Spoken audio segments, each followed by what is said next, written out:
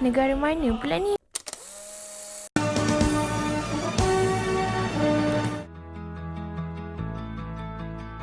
Siapa di sini percaya bahawa Malaysia merupakan negara yang maju dan harmoni?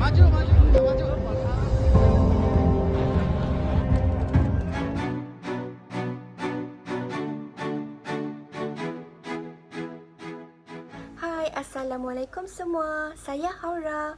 Di Sabah juga terdapat pelbagai tradisi budaya serta makanan yang unik seperti ambuyat, kuih jala, kuih cincin dan pelbagai lagi. Hai, nama saya Fatimah. Kawan-kawan panggil saya Timah. Saya berbangsa Melayu dan berketurunan Melayu. Sekarang saya menetap di Pulau Pinang. Kira anak jati Penang lah.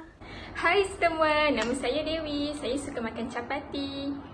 Hai, salam sejahtera dan salam satu Malaysia. Saya Nur Ashikin dari perkampungan orang asli. Dajihao, nama saya JC. Waktu perayaan, saya akan pakai chongsam.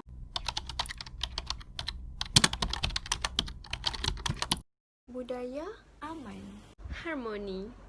Majmuk, Perpaduan,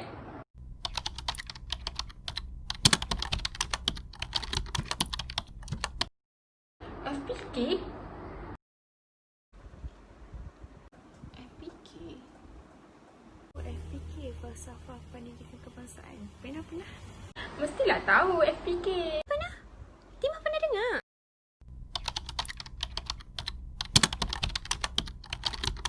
Pendidikan di Malaysia merupakan satu usaha berterusan ke arah memperkembangkan lagi potensi individu secara Menyeluruh dan bersepadu untuk mewujudkan insan yang seimbang dan harmonis dari segi intelek, rohani, Emosi dan jasmani berdasarkan kepercayaan dan kepatuhan kepada Tuhan.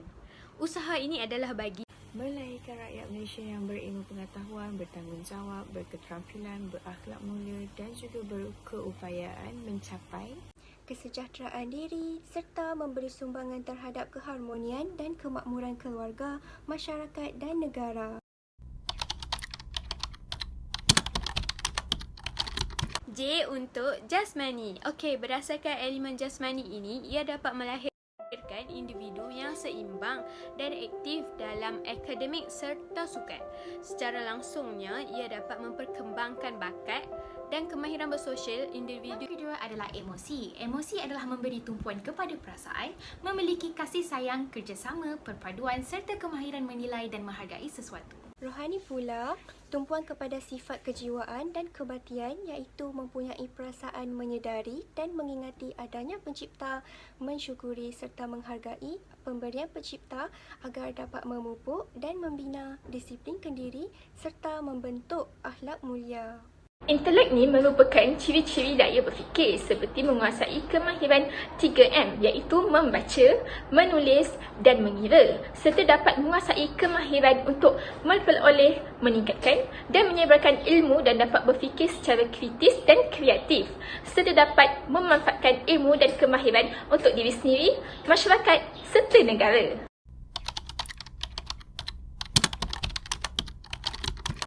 Impak yang kita dapat daripada FPK ni adalah kesepaduan kaum yang telah terjalin dalam diri masyarakat di Malaysia ini. Okey, sebagai contohnya, walaupun kita pelbagai kaum, pelbagai bangsa, pelbagai etnik di Malaysia ini, kita masih dapat hidup harmoni bersama di bawah satu negara yang sama. masyarakat akan lebih berfikiran luas dan juga terbuka. Oleh itu, negara akan maju dan harmoni. Mengembangkan potensi yang ada dalam diri masyarakat dari aspek jeris secara seimbang dan mendorong kepada pembangunan negara yang holistik.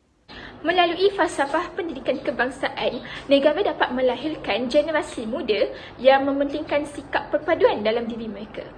Dapat melahirkan rakyat Malaysia yang mempunyai jati diri dan mampu menghadapi pelbagai cabaran hidup.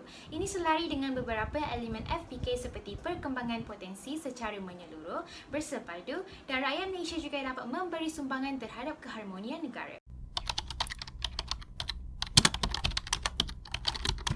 mestilah boleh.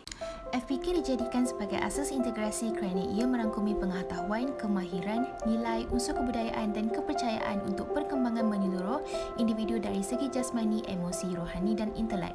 Ini secara tidak langsung dapat mewujudkan perpaduan dan integrasi kaum melalui program pendidikan. Semestinya boleh. Berkaitan dengan hal perpaduan antara kaum dan masa depan negara, generasi muda adalah golongan yang paling penting yang perlu diterapkan nilai perpaduan dalam diri mereka. Dan hal ini boleh dicapai menerusi sistem pendidikan negara yang berdasarkan falsafah pendidikan kebangsaan. Ya, betul. Kalau kita faham apa maksud FPK ni mengajar kita bagaimana untuk memanfaatkan ilmu untuk kebajikan diri dan juga masyarakat.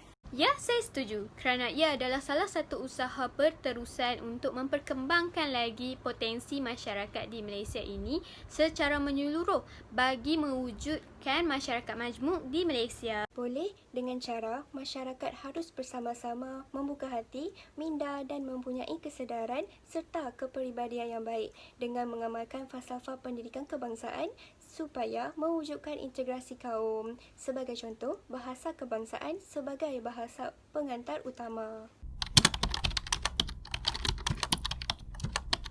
Penyerapan integrasi dalam diri setiap rakyat Malaysia adalah sangat penting untuk memastikan generasi masa depan masih mampu hidup dalam negara yang aman dan harmoni. Pendekatan integrasi menjadi tunjang agenda perpaduan negara bagi membolehkan masyarakat yang berbilang bangsa dan agama hidup bersama-sama dalam suasana harmoni di samping mengekalkan identiti dan ciri bangsa masing-masing.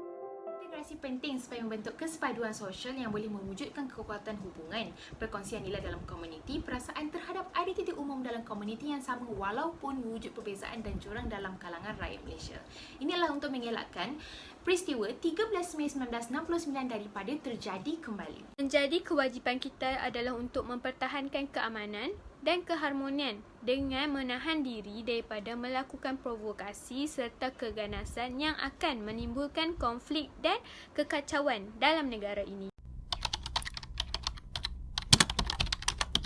Rasisme ini boleh diatasi dengan mengamalkan nilai kesederhanaan secara meluas dalam segenap aspek kehidupan. Nilai kesederhanaan ini juga mampu menyatukan dan mencairkan perasaan yang bersifat melampau yang cenderung kepada perpecahan kaum.